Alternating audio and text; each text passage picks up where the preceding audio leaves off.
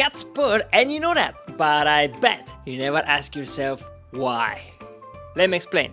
Scientists were confused about the mechanics for a long time. Now the most possible answer is that the sound comes from the muscles within the larynx. The purring comes from a combination from the moving muscles and the cat breathing in and out. But while scientists are more agreeable on the how, the why is still a mystery. We think they may purr out of happiness, but sometimes that can be out of nervousness, stress, or fear. Purring is a vibration that can stimulate bone growth or relax the cat after stress. It's also likely that this frequency reduces the risk of stroke and heart diseases in humans. So next time you see a cat, pet her. And if that's not curious, I don't know what is. Next video, why does Chinese New Year fall on a different day every year? You've heard of Chinese New Year and you know it keeps changing the date every year, but I bet you never ask yourself why. Let me explain.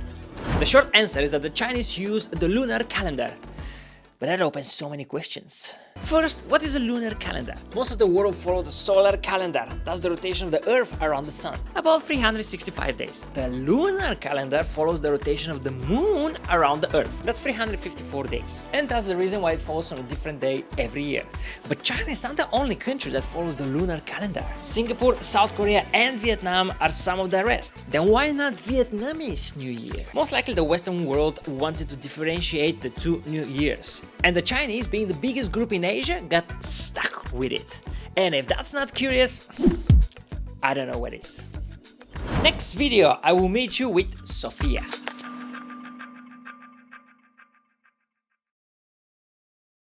When you hear Sofia, you imagine a beautiful girl. But I bet you didn't know the name also belongs to a city.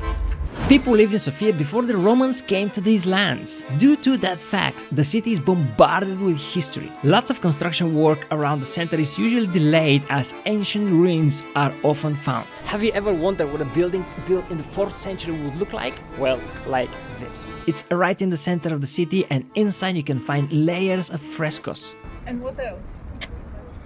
The Square of Tolerance. Within a few minutes walk, you can find a synagogue, a mosque, a Christian church and a Catholic one. Talking about religion, you cannot miss the second largest cathedral in the Balkan region. It can fit 10,000 people inside. On top of that, free food, mountain view and amazing people. So next time you hear Sofia, remember the capital of Bulgaria. And if that's not curious, I don't know what it is.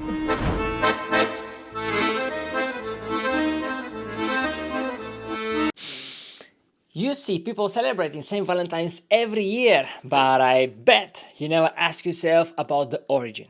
Let me explain.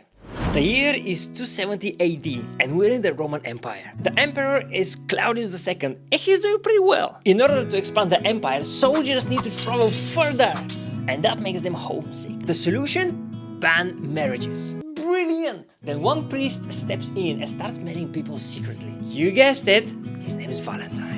But the emperor finds about this and executes him on 14th of February. Get this, Valentine had a love and he writes a letter to her on his very last night and he finishes it with yours, Valentine. And that is considered to be the first Valentine ever. So next time you celebrate St. Valentine's, share this story. And if that's not curious, I don't know what is.